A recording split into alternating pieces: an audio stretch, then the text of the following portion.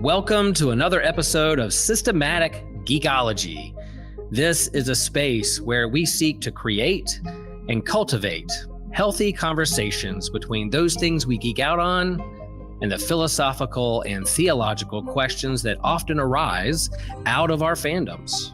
Like, what does it mean to be human? What makes a hero? What makes a villain? How do the stories and narratives we geek out on shape how we live in the world?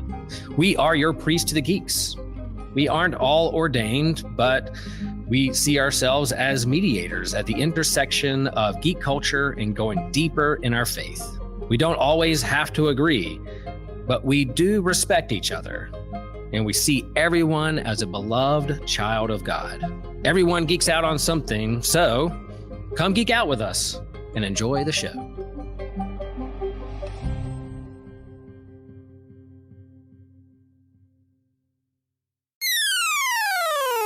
This show is a proud member of the Anazal Podcast Network.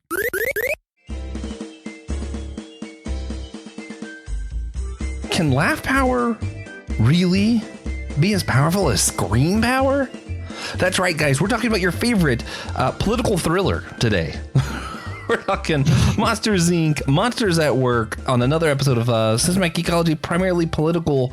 We have a bunch of series we do over here, and this is one of my favorites. We're going to take a look at some of the political themes in our favorite fandoms, and two millennials who, at least at some point in our lives, lived in Florida and loved Disney. Yeah. You better believe we're going to get into this. I'm Joshua Noel, here with the one and only Evan Garcia. And Evan, instead of what we're geeking out on these episodes, we ask everyone to start off by naming a bad actor in politics. Real, fictional, biblical, whatever. And then at the end, we're going to identify a good actor in contrast. Okay. So you want to kick us off? Who's a bad actor in politics that you might want to mention? Let's go with, I'm going to go with I think it was Nebuchadnezzar from the VeggieTales Bunny episode. Yeah. Yeah. Which, over on one of my other podcasts, Be Living Water, I'm talking about both the Book of Daniel and Les Miserables. So, I'm going to talk about Nebuchadnezzar a little bit. And since you mentioned him, and we're talking about bad actors in politics, I kind of want to pull someone from Les Miserables, but the problem is, like, the political actors aren't there as much. So, what I'm going to do is the French king during this time. It was during Napoleon III, who actually had Victor Hugo banned from France.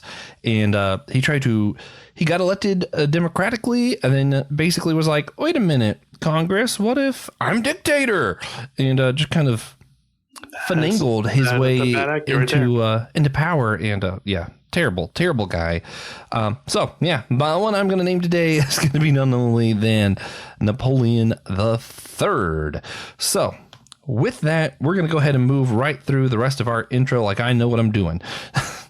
Guys, you can see on our screen, if you're on YouTube, we do have a t-shirt specifically for the primarily political series.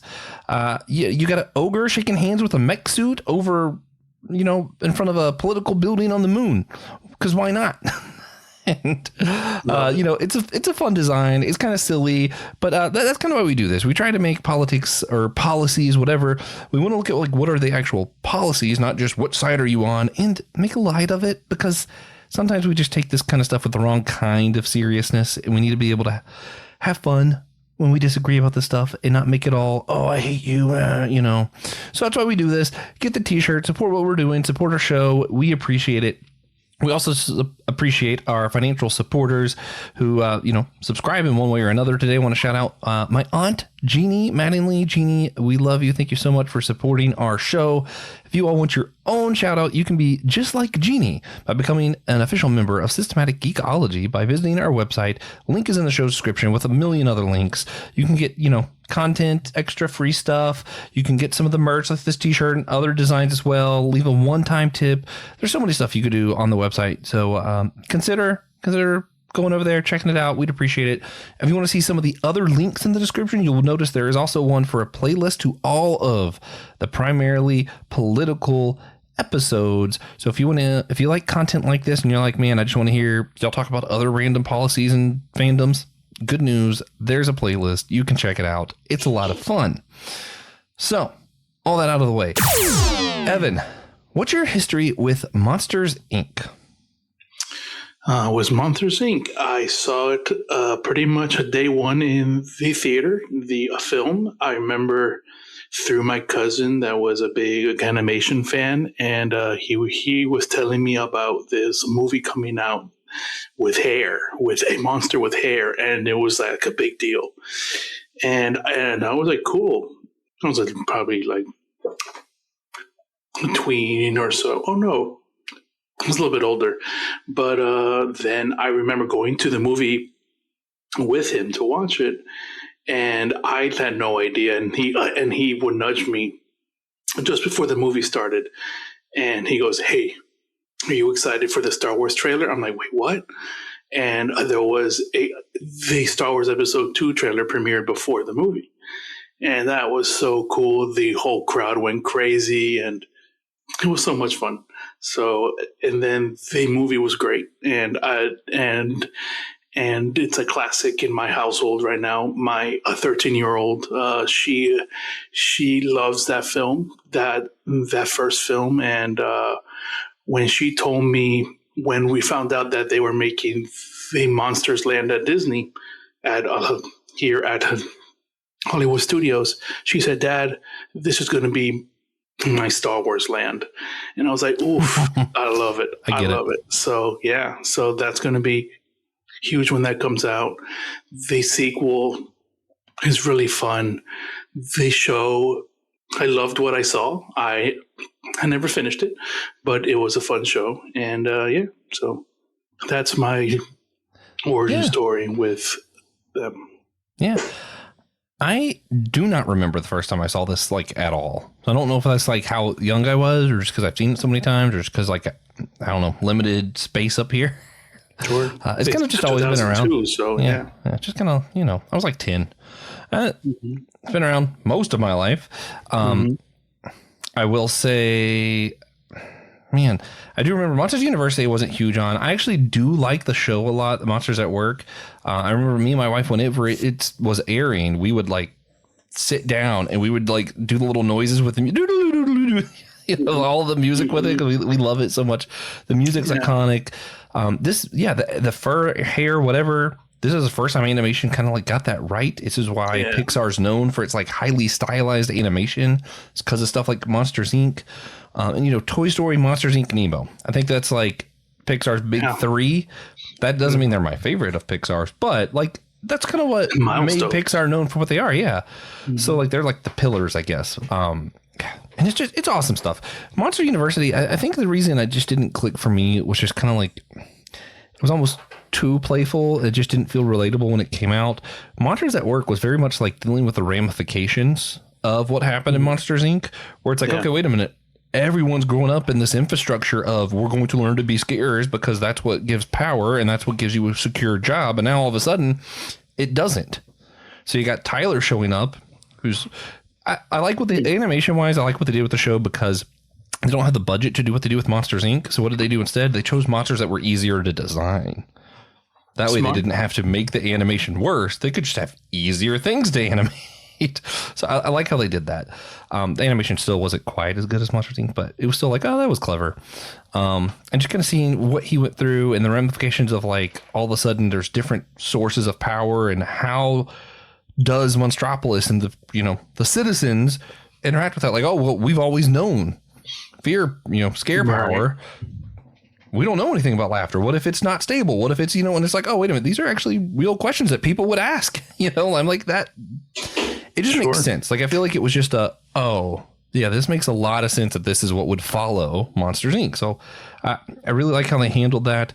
And that's kind of mostly what we talk about. Also, of course, when Kingdom Hearts had Monstropolis and I got to run around in the factory and guardrail on like the rails with the doors, I'm like, when you were a kid, or for me, because I love video games, I remember seeing that as a child being like, man, that needs to be a ride or something.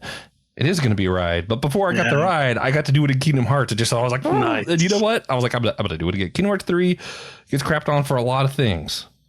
Monsters Inc. World is not one of those things. That was a great time. Nice. Yeah. So just isolating. Since we're here to talk politics, that's what we're here, real serious men talking about political things. What happens in Monstropolis that we find out during the first movie?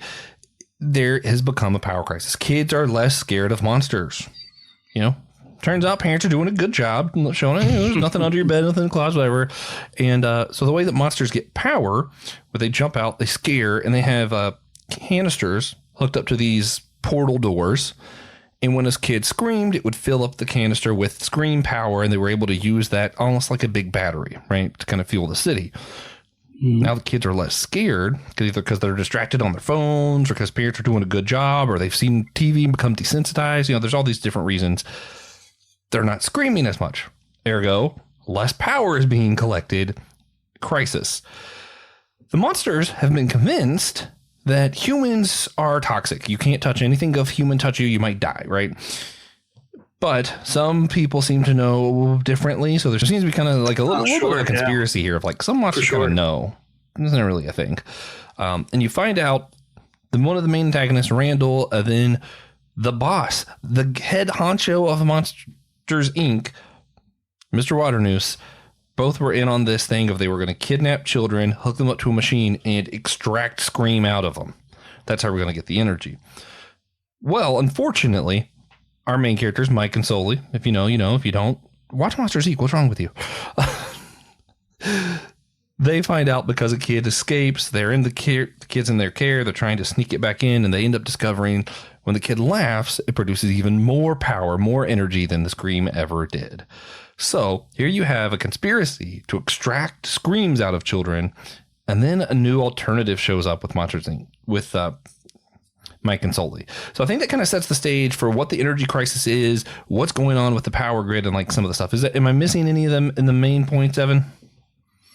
That there's just the portals and stuff like that they use the doors to get to the kids, and that's a key way where they where that's their job, Mike and Sully. So there's a stake in it too. Like there's some risk in there too for them to lose their jobs and stuff like that because of this crisis. But they don't take it as far as say Randall does and uses pretty much a torture device to get the kids. So yeah, like this whole thing like really hits hard for adults. I feel like actually it's rough. My dad was like, I don't think I like this.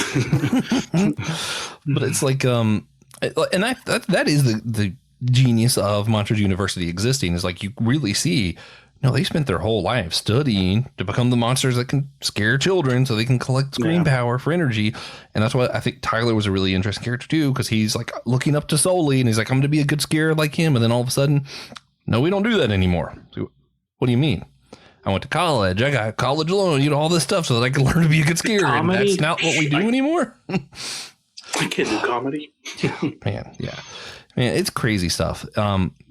But I don't know. It is interesting when you see Worthyman. When you see Waternoose and Randall, you're like, as a kid, like, wow, those are bad guys, and they even look like bad guys. And you're adult, and you're like, oh, wait a minute. No, power is important, and your way of life is important, and having a job and keeping the company open. And you're like, it's hard not to sympathize a little bit. Yeah. And then there's the problem for sure, but they're just not coming at it at the right angle. Yeah. So you have that set of issues with Monsters Inc. And then at Monsters at Work is the other one that I thought was really interesting. You have Fear Co., which is another alternative company we still do screams, basically. We're not going to do that live stuff. It's unstable. We don't know what's going on with that. We're still going to use Scream here. And they're kind of competing against Monsters Inc. So you have Fear Co. competing with Monsters Incorporated. Who's going to supply the energy to the city? And that's when you get Johnny Worthyman, who's like, oh, this is how we've always done it. We're going to do it just like that. And, it very much sounds similar to what people say today. Like, wait a minute, what do you mean electric cars or solar power or whatever? It's like, that's not how we know. This is how my dad did it. My dad's dad. And you're like, oh, wait a minute. Come on, guys. Hey, podcast fam, want to stay even more connected with the show? We've got you covered. Check us out on Instagram and Blue Sky, where we're posting exclusive content and bonus videos and fun updates that you won't get anywhere else. From sneak previews of upcoming episodes to bonus content, our social accounts are the best way to keep the conversation going. Plus, it's a great spot for you to interact with other listeners and share your thoughts. We love hearing from you. When you follow us, it helps us grow and continue bringing you the content that you love. Whether it's a funny poll, a quick clip from today's episodes, or just random thoughts, you'll feel more plugged into everything we're doing. So go ahead and hit that follow button on Instagram and Blue Sky. It's one more way to be a part of the show and keep the good vibes flowing. Thanks for being a part of the family, and we can't wait to see you there. So there is a lot here. I want to know, Evan, we touched on it, but what do you think? Do you think the fear of humans, of like, oh, humans are toxic, do you think that was like fabricated to help those who are profiting from the Scream industry? Do you think it's like a true conspiracy that way? Or do you think that was just something, I'm reading too much into it and it's just a animation show, cartoon? No, I think there was a big, I'll put my tinfoil hat on for sure. Yeah, we're the monster conspirators. Yeah, it seems like the people in charge, they did not do their homework. They just saw one way of doing things, and they were like, "This is going to work for us, and I'm going to do this as long as we can, and we need to keep this going, and what's the best way to do it is by fear, and fear will keep the system going, and it's going to keep the machine going." So no, I think, I don't know if it's fabricated, but it was definitely exploited is just the word that came to mind, but yeah. I'm thinking it's fabricated. I think it's made up. I think a lot of monsters truly don't know, obviously, but I think there are some who do know, and we're using it to manipulate people so that you keep them afraid. They won't challenge what you're doing. They won't push back, and you can own the power industry. If you own the power, you own the people. And it's interesting that they were using fear to kind of control the monsters in that way, if we're saying that theory is correct, because the whole premise of what they were doing is scaring children. So it's kind of like layers there of like kind of a little bit of like a metaphor. And I'm like, that's kind of cool. So I'd like to think that's what they were doing, because like it really works symbolically. You're like, oh, they're not just using fear to scare children. And yeah, that's cool that you say that, because that provides a different perspective. Maybe they were just completely bought in on it. Like, hey, they are scared of us. So that's just how this works, you know? So they just never really try to question it. Yeah. And we know, especially from our own times in America today, 2026, it's easy for people to be afraid of people who look different than them. And I can't imagine monster to human, human to monster. Yeah, it's hard to make that friendship work, you know? Mm-hmm. Yeah, no, it's there's so much I love. I too want to say, like, I think a little bit of this, we can see a similarity in how nuclear power has been treated in real time with us humans. Because, at one point it was a scary thing. We thought it was toxic. It was going to hurt people. So we kind of backed off on it. And now that we've learned more, we're like, wait a minute, actually nuclear energy is safer than most of the other energy we're using, cleaner, more effective, supplies more power. But guess what? People are still scared of it. And that's why we don't pursue nuclear energy, even though it's cleaner, more efficient, safer form of power. And then, I think that too gets to Tyler and the Monsters at Work stuff, because like it just so much makes sense. Like at first watching the show, I'm like, wait a minute, why would people still want scare power? And then I'll go, oh, no, I do get it, because people are afraid of laugh power. They don't know it. Right. And it's that's something we do in real life. And it's like when you live through something, it's different from when you read it in a book or in a history book. Like when you hear about a gas car, like you just assume that after Ford created that car and the Model T came off the line, everybody was using the car. That's not the case, It's like things they take time to adopt to people's lives and stuff like that. And you're right. They show really portray that in a very humanistic and true to life way. Yeah. A little bit, it reminds me of like, to me, and I think a lot of people have this experience when you're younger and you're reading the Bible and you're like in Exodus and stuff, and you're like, why do they keep not believing God? Like, he keeps doing stuff. It's been like 10 days, dude, chill. And then like the more you get older, the more you're like, oh, wait a minute, that's just me. This isn't funny anymore. That's real life, and it's me. I'm the one who's like, God's not going to come through this time. You're like, oh, wait a minute. I'm the problem. It's me, yeah. Yeah. Love that. Good reference. So you're very aware. Listeners might not be aware. Our annual theme on Systematic Geekology this year are the faces behind us, right? And I think we see a couple of really good examples of this throughout the Monsters world, the Monstropolis franchise. Yeah. Because if you think, I'm going to do one by one here. Waternoose. I'm going to start with Waternoose. This spider guy, he's had family upon family, his own Monsters, Inc. He's got a huge legacy. He was not only the face behind Randall, the little lizard, we're all like, oh, what a bad guy, extracting fear and screams. He was also who inspired Sully, our main, Kitty, the main good guy is inspired from the same guy who's telling Randall to go extract screams. I thought that was really interesting. So, Evan, maybe would you like to comment any on like how can one guy inspire both someone like Randall and someone like Sully? I mean, it goes back to what you said. It's probably like that it hits people differently, different times of their lives.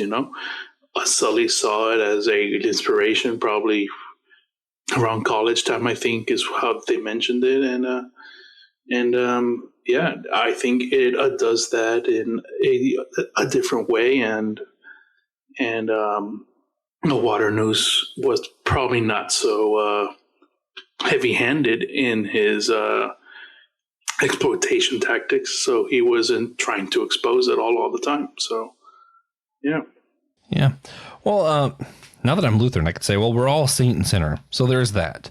And I truly like the more I think about the Monsters, Inc., the original film, I don't think Waternoose set out to be an evil man, right? Like, you could tell he is genuinely upset when Sully figures out what's happening, their conspiracy, him and Randall, what they're doing, because he's like, now I have to get rid of Sully. And he really does seem to like Sully. Like, I think that Waternoose wanted to be a good guy, but he couldn't. He was so afraid. We're going back to fear, the monsters being afraid. He was so afraid of losing his industry that his family owned for so long, losing his job, his livelihood, his family, that he was like, I don't think he was all bad. I want to say that. Like, I think that's the main thing. But I also think corporations, people who want money, are going to support things that make them money. Yeah. Sully was making money. He was a good scarer. So yeah, he was like friendly with him. Like, hey man, you do it. Randall had a plot, an evil plot that was going to what? Make him money. So he's like, yeah, let's do it. Like a little bit, I think, money root of all evils kind of shows up there. Yeah. Any other thoughts of that? I got a few other ones, but I want to see if you have any other thoughts with Waternoose. Yeah, it's the like the faces behind them. It's like there's that. Do we know if a Waternoose had kids? Because I'm sure that affected him. According to the expanded Disney Wiki lore, Waternoose III had a son named Waternoose IV. Okay. Okay. Interesting. Yeah, I don't know that. But anyway. Humanize them, right? Yeah. And I mean, that does make sense. You have family. Also, you don't want to be the one that ruined your family's legacy. Like, I just don't think he was all. Randall, however, just wanted someone to show him some form of approval. He just wanted someone to think he was the best. He needed people to feel like he was better than everyone else. So he figured out if he could make money for Waternoose, the Waternoose would approve of him. And I think I think his motivations were a lot more shallow than Waternoose itself. Yeah. Right. Yeah. So what's interesting here, though, So I mentioned Tyler Tussman. So he's the Monsters at Work. He's the main character in that TV series, right? He went to college. He's like, I'm going to be like Sullivan. Because he's like, he grew up. He knows that's the top scarer of Monsters, Inc. He was the top of his class in Monsters University. I was like, I'm going to be like this guy. So he's going to Monsters University, going to learn how to be a good scarer. And then finds out that Sully turned Monsters, Inc. over, and now they're producing Laugh Power. And he's like, well, what did I go to college for? But he still looks up to Sully so much. He's going to go to Monsters Inc. He's going to try to find out a way to work at this place where he can't be a scarer anymore because they don't do that. He struggles, and it's what makes the show funny. And you have kind of like the office vibe thing that Evan mentioned. What I think is interesting, so Sully is what makes Tyler Tussman Tyler, right? Like, he's like, wants to be a good scarer, and then he sees a Sully change, like, okay, I'm going to be like this guy. This is a good guy. I'm going to model myself after him. And he's like, okay, I'm going to go to Monsters, Inc. I'm going to try to learn how to be a comedian now, I guess. Right? Yeah. I want to know, since we said Waternoose was one of the faces behind Sully. He kind of helped inspire Sully, let Sully have his confidence, all that. Sully, who inspires Tyler Tussman. So, Evan, how would Tyler be different without Waternoose? Without Waternoose, yeah, we probably wouldn't get Sully in the same way. Probably, right? Yeah. I mean, we won't get him in his elevated status where he's employee of the month every month. Yeah. I mean, my thought process is kind of like, I think without Waternoose, I can't quite put all the pieces together cleanly, but I feel like Sully ends up at Fear Co. instead of Monsters, Inc. Yeah, and sure. I think Monsters, Inc., whoever leads it without Waternoose, the power crisis is a real thing. And when your company is large enough, it either grows or dies. And Monsters, Inc. seems like it's such a large company, it has to grow. So I feel like Monsters, Inc. probably would have died, and you would have only had Fear Co. left. Fear Co., I think, probably would have survived just because it's a smaller business, more, catering to specific people's needs kind of deal. Probably charging a little bit more in that way. Yeah, so it's probably easier to manage. So I don't think it ever gets away from scares. I don't think Sully ever meets the girl Boo. I don't think he ever meets Boo. He never finds out humans aren't scary. He never turns to comedian. But I think he probably has a stable job at Fear Co. and lives happily ever after. But Tyler would never hear about the great Sully, who's the greatest scarer, who then turned Monsters, Inc. to a laugh. Like, I don't know. I don't think Tyler just couldn't be him at all. Without Waternoose, Sully's a completely different character. And I think the version of Sully we get would not have inspired Tyler. Sure. That's what I'm thinking. Yeah. Who knows? Maybe Tyler would have been the Akumail of the monster world. Yeah. It's just crazy because, like, you do say, and then it's like Will's whole entangled thing, but like, one person inspiring another person inspires someone else. And like, at some point you're like, you could track it like 2-3 people back. And like, if my grandpa didn't exist, we wouldn't know each other. And it's like, it's so weird because you never met my grandpa. And yet our relationship kind of bases on, these people like generations before us. Yeah. But yeah, I find all that interesting. This is going to be an incredibly long episode, but I do want to get to like how politicians in the real world do similar stuff here, where they're using these kind of like fear tactics, or they hide solutions to problems that might cut into their profits. Like one I know is like cancer cures. So many companies have just bought patents to cures for different cancers because why would they want you to have that? Then they couldn't sell you breast cancer awareness month stuff or whatever else. So they just buy the patent so they can keep selling you products and medicines that might help but won't solve the issue. And there's no guarantee that these patents would work, but that kind of stuff happens a lot. You also have gas companies buying patents for different kind of engines for cars too. Happens all the time. I was thinking about that with the maybe just a couple years ago, Toyota, they showed off a engine kind of based on water, and I was like, let's see.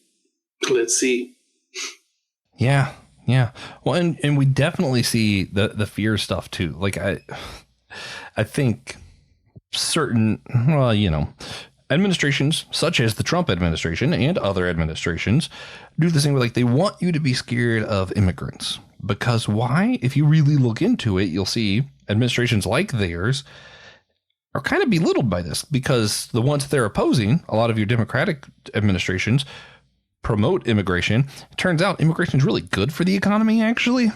It actually helps everybody grow. It provides, unfortunate to a degree, but it provides cheaper labor in a lot of places that allows us to have products that are actually affordable, that allows the economy to exist. It's democratic in that way. And there's no way to straight oppose that. Like, there's not a good way for a politician to be like, oh, no, that's bad for you. You know what? Why is more people being happy and me having cheaper stuff bad for me? They can't oppose it. So what do? Instead, they make you scared of the people, because then you're not actually thinking about the policies and the ramifications of it. Just like in the Monstropolis, we're not going to really be able to convince you that it's a bad idea to have cleaner, safer energy for the whole city. So what are we going to do instead? We're going to make you scare them. What if it's unstable? What if the kids are actually dangerous? We're going to introduce some fears that you don't actually think about how this policy is very clearly actually better for everyone. Mm-hmm. Mm-hmm. Hey guys, Christian here to talk about our YouTube page. That's where you can go find us at youtube.com/@systematicgeekology. We have exclusive stuff there, exclusive videos where you can just hear other topics that you'll never hear on the podcast proper. These include things like comic book catch up, where we're discussing the newest comics that we're reading, Friday Night Frights, where Joe Day and I explore a cryptozoological, paranormal, ufological item of discussion. Has a lot of good fun there. I have a lot of great times with him. We have spontaneous YouTube shorts that we decided to do on a topic we wanted to discuss. They're in a very short form. We do them there as well. You can interact with us live as we're recording like a What's New episode or something like that. You have something you want to chime in? Well, how can you do it unless you head over to youtube.com/@systematicgeekology. All right, guys. See ya. And I was going to make a comparison, but I don't think go for it. I was thinking about something with the wall that Trump wanted to do, comparing it to the way they are, the way that they have that the only way to get to the human world to get the screams are from those doors inside the company. So yeah. No, I mean, I think there's something there too, and like controlling the portals. They don't call it portals; they just call it doors. But like, it is a level of power. I actually thought the more you think about it, it's kind of weird. Monsters Inc. It's just like that's like Duke Energy. Like, it's just a company, right? Yeah, exactly. But they seem to be the one that's in charge of banishing the abominable snowman and Bigfoot. It's like, wait a minute, why do they have that much power? Actually, true. I mean, part of it's money. Part of it's they own the doors. If you own the border, you own the people, and it's kind of like, oh, yeah. No, that's good stuff. Also, terrifying stuff. A little bit. Yeah. A little bit. So, Evan, do you think it really matters what kind of energy we use? Clearly we know there's different cleaner energies, stuff that's more effective, whatever. But is there like any ethical or moral responsibility, especially for like Christians, to say, hey, I should probably care more about what kind of energy I'm using? That's the big question, isn't it? Yes. That's the question of, do you walk the walk or do you just talk the talk? It's like, where's the line of trying? And there's also the line of a control. Like, sure. Yes. I think it's unethical, but how far do you go to make someone else believe that it's unethical too? There's that tension there. Yeah. And you don't see as much of this in Monstropolis because limited time and it's a children's movie. But like in our real world too, like we know that gas is ruining the planet. We also know that we're running out of natural gases. At some point, we're just not going to have any more to use. So we're going to have a real power crisis on Earth if we keep going the way we're going.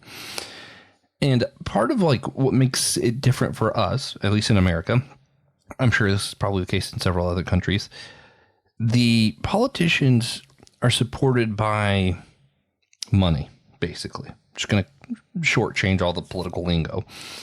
And the people with money are the people who own the gas companies. So they're paying all your bills. Like even Bernie Sanders, like so many of his sponsors are people who own gas companies who have stock in this. And then it's like, even if you get elected and you're like, I'm going to be the clean energy guy, you're really going to go up there and say, all you people who gave me money, we need your industries to die now. Probably not. Yeah. You know? Because then that starts affecting everything else. Yeah. Yeah. And you don't want the rich sponsors to turn on you, and you can lose your political power by advocating for clean power. And it's like, no one wants to do that. But realistically, we are harming the planet. I've seen studies that actually show that we're doing better than we had the last decade. And a lot of politicians who care about clean energy feel like they shouldn't say that, because if we tell people we're doing slightly better, they're going to stop trying to do more. And I'm like, I don't think that's the case. Like, I feel I have enough confidence in my fellow humans that we're like, oh, we're doing better. Let's keep going. Let's do even more better. Like, slightly better really isn't enough to change anything. We need to be exponentially better. So I do think it's important here. First commandment in the Bible is be fruitful, multiply, and care for the earth. Like, that's part of the job, you know, like it's the whole gig. You know, I'm not a literalist or anything, but I'm also like, I do think that was probably included for a reason. And even without that stuff, I'm like, the limited time we have here, you know, the existentialist in me is like, I want to see clean skies and animals running around again. And I want to see like the ocean stay clean so that like generations from now, they can still see the beautiful things we've seen. Yeah. And to me, like one of the biggest wake up calls about energy, this was just personal. After COVID, when you started going back places, the national parks were closed. And I remember the first time I went back to Cumberland Islands, my favorite place to go camping. This island has wild horses and turkeys and like all kinds of like crazy stuff, right? And usually the animals want to stay away from you. Like you'll see them, but they're not going to like be up in your business. But when the ferry showed up, the horses started coming up to where the people were. They missed seeing the people. And I remember like on Instagram Reels and I think some like TikTok, some stuff people were sharing. I'm not on TikTok, but like there was all this stuff of like the water being clean just because people weren't able to travel as much. And it's like, man, just stopping for that short period of time really had all these images around the globe where I'm like, wow, the earth is so much more beautiful when we're not destroying it with natural gas. Right. It's like when you lose power and then you go outside and you can finally see the stars. You know, it's like, oh, that's always been there. It's kind of my fault that we can't see the stars right now. You know? Yeah. Light pollution sucks. Not because it's bad for the environment. I mean, I think it is, but like, I'm just kind of like, man, I like seeing stars. I wish we just could turn more lights off so we could see the stars. Yeah, for sure. Yeah. But no, I definitely think it matters. I think it's something that God seems to care about us, caring for the planet. And there's not really any reasons not to have clean energy. I think that's the thing that gets me. It's like people are like, oh, well, we've always done it this way. Okay. If we could do better than what we've always done, let's do it. Who cares that we've always done it? You know, like that's like, you know, that'd be like having an infant look up at you and be like, why would I walk? I've always crawled. Well, yeah, crawling's fine, I guess, but if you could walk and run, why wouldn't you do that? And when you see it in other kinds of sectors of businesses and stuff, like when we went from CDs to digital media to streaming, you know, it's like, sure, it's not the same, but we survived, you know. It's like we are still getting some great content and some great music, you know.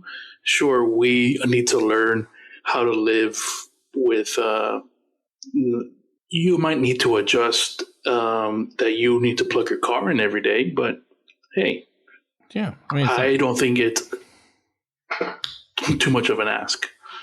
Yeah, no, and it's like, it's something that I know we can't all just suddenly change one day, be like, I'm going to stop using gas car. Like, you know, not everybody can just afford to go stopping an electric car. I cannot. Range anxiety is a thing for sure. Yeah. Yeah. But I think it is important that we realize what certain politicians and stuff are doing, where they're trying to use fear to keep us from seeing what advances we could be making as a society. And then once we recognize that they're trying to distract us with these fear tactics and everything else, we can say, actually, I'm going to vote for people who are standing up for this. I'm going to write to my congressman and say, hey, actually, I don't want this agenda push. I would rather us try to pursue clean energy. One thing you can do, especially if you live near the coast, wave energy is actually really, really powerful and awesome. And they have ways to actually put stuff in the ocean that's harnessing the power from waves.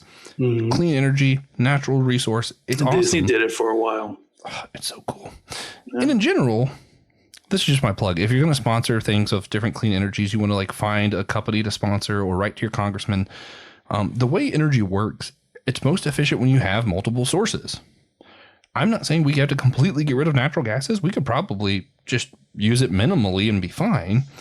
But it's helpful if you don't just use solar power. You use solar and wind and wave, because having multiple sources creates a more sustainable system. And that's the kind of thing that I think we should be pursuing. We should be voting. We should be asking our congressmen about. We should be asking our senators about whenever it comes to election season. Write in and be like, hey, what do you think about this? Because I think a lot of that's going to show you, are they just trying to win your vote? Are they trying to fear tactics and manipulate you? Or are they going to be real with you and say, hey, actually, yeah, this stuff is better. You're right. Let's do something about it. Yeah. Yeah. Yeah. All right, Evan, anything else to add about a power, energy crisis, Monsters Inc., Monsters at Work, anything else? I think it's ironic that there was a power crisis and we're talking about a power grab, so yeah. I think there's something there. Yeah, a little bit of irony for us all. Mm-hmm. Maybe not good irony, but it's irony. Yeah, my shirt needs to be ironed. Yeah. All right. Well, with that, let's go ahead and wrap this one up. At the beginning, we mentioned a bad political actor. Now, here at the end, we can mention a positive political actor, real life, biblical, fiction, whatever. Evan, who's a positive political actor that you would like to shout out for everybody? This one came to mind, and I think we see a similar example of the show Monsters at Work. We see that tension of the shift to a new energy. We see that in Star Wars in the shift to a new republic. And I think that my choice for the positive for the positive player in some politics will be Princess Leia in the sequel era, and how she had to manage her perception and her fears, and she still did it in a way that was still kind of in the heart of the rebellious nature of what we needed to fight the Empire. So yeah, I like it. Well, man, since I started off talking about a bad political actor in Victor Hugo's time and mentioned Les Miserables, I'm actually going to mention a character from Les Miserables, Javert, who everyone's like, wait a minute, that's the bad guy. That's the police officer chasing Valjean Bond. Listen, hear me out. Yes, he was a bad guy because he was so blinded by the law and what rigid structures, what he had to do. But I didn't say good guys. I said good political actor. What he was doing politically was, here is my job. I want to uphold order. That is a good thing.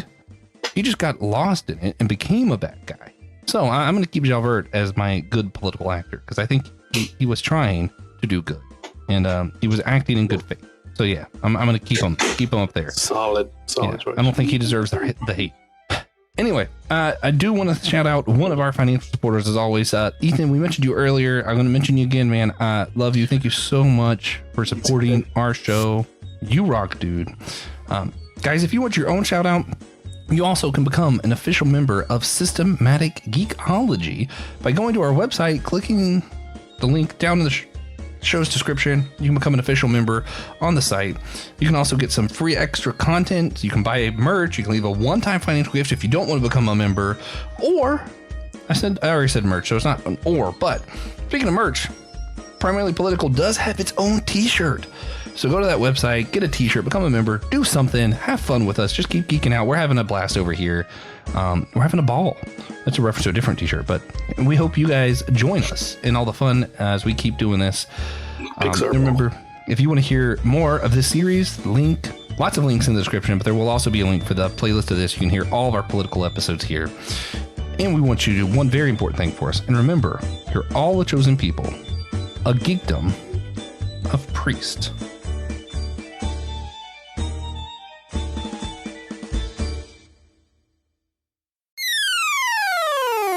Howdy guys, I really hate to interrupt, but my name's TJ, and I'm here to tell you about our new merch. We have incredible new stuff with Fourth Wall.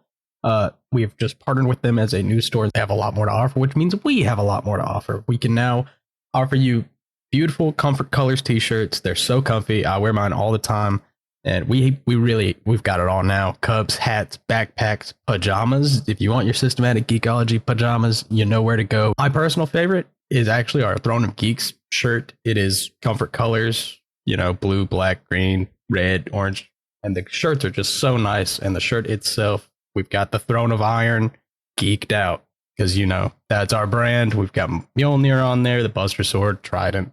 Basically just the coolest weapons from our favorite properties are on the shirt instead of a bunch of normal boring swords from the boring series Game of Thrones. So check that out, and thank you. This show is a proud member of the Anazal Podcast Network. Other shows on the network include Be Living Water, where Joshua and Noel discusses various topics from a Taoist Christian perspective, inviting listeners to imitate Christ and be water, beneficial to all and in conflict with none. Friday Night Frights, Day and Christian Ashley discuss all things frightful, from UFOs to the paranormal to serial killers and more. Kung Fu Pizza Party, where Brandon discusses all things martial arts media, delivering high-flying action and wisdom, one slice at a time, all in under 30 minutes. And my other show with Christy Whaley, Theology on the Rocks, where two theology PhDs talk about our lives, the world, and theology, all over drinks, clearly. Come on over each week to hear two besties discuss academic nerd stuff while also banter endlessly, especially if wine is involved.